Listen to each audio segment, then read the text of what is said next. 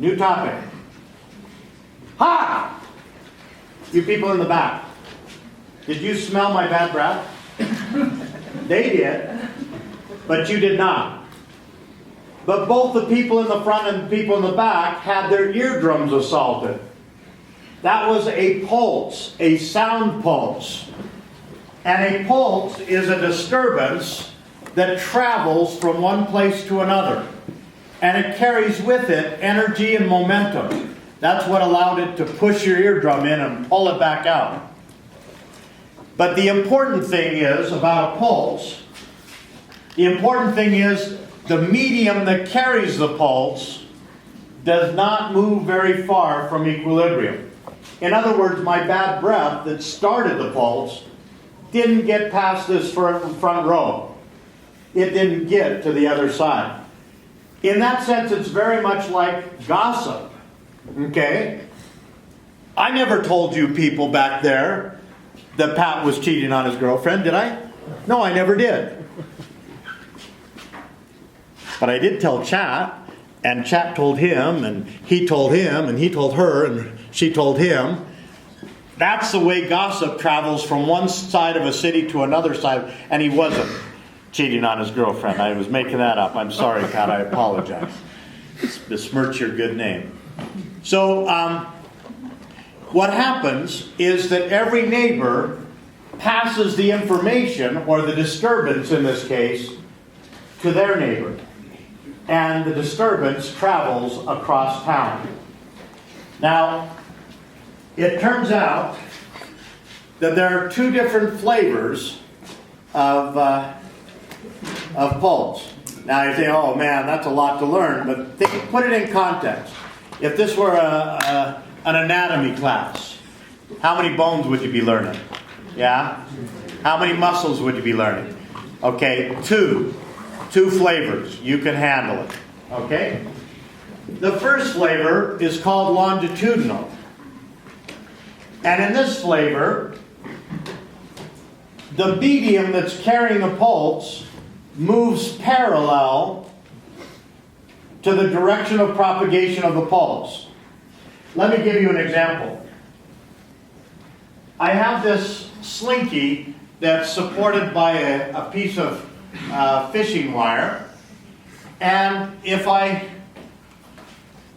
think of this slinky, I mean, it's one continuous piece of plastic, but if I think of it as parts, pieces, let's think of each hanging down part here as a separate piece.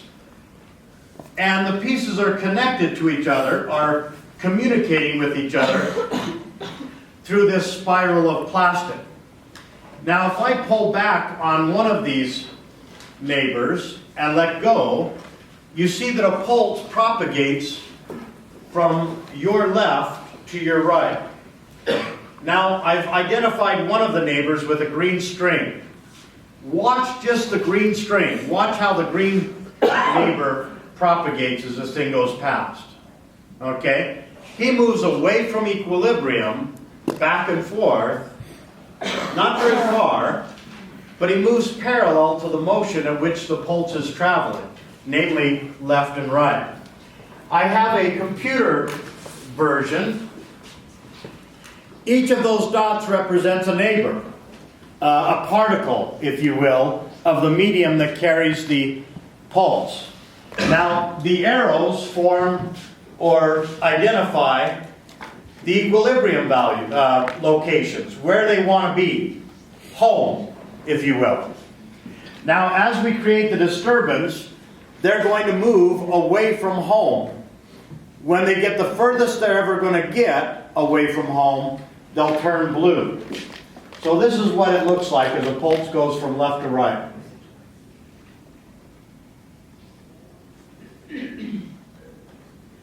That part of the disturbance that's furthest from equilibrium moves across the room.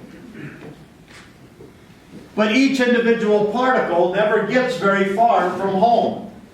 They don't get very far from their equilibrium position. Now there's also a perpendicular flavor. And as you might expect, in this case, the particles that carry the pulse move away from equilibrium perpendicular to the pulse. I have here what's called a Bell Labs wave machine. These things were made in the dark ages by Bell Laboratories. There's 2 of them in every physics department in the world, unless they've broken theirs. What it's made up of is a bunch of metal rods. And these metal rods would be independent of each other so that I could lift one without the others knowing it, except that they've each got a collar right in the middle. And there's a rigid wire that connects all the collars together, so that when I lift one of these rods, it twists the wire, which twists the collar, which pulls up the neighbor. And so by lifting one, I lift its neighbor. And you see that that disturbance just keeps on going, much like gossip across the town. Okay? But if I look at just one of these bars, just look at this one right here. Just try to focus your attention on that one. As the wave goes this way, left to right, it just goes up and down, perpendicular to the motion of the wave. And hence we call it transverse. Again, a computer version of that would look like this. Again, blue indicates the furthest it's ever going to get away from equilibrium.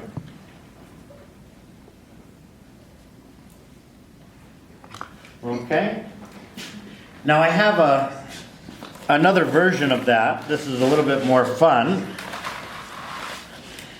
I thought this was going to make me really, really rich. Didn't turn out. This is a metal chip from a milling machine. Any of you that have used a milling machine know that you get little chips. They're essentially the scrap metal that comes off of what you're working on. Well, the fellow that's running our shop came to my office all excited. He had spent most of the night being very, very careful to make this chip as long as he could make it. And this is as long as he could make it. And I was excited to see it because I could send transverse pulses down it. And the pulses just keep on going. Oops. Keep on going.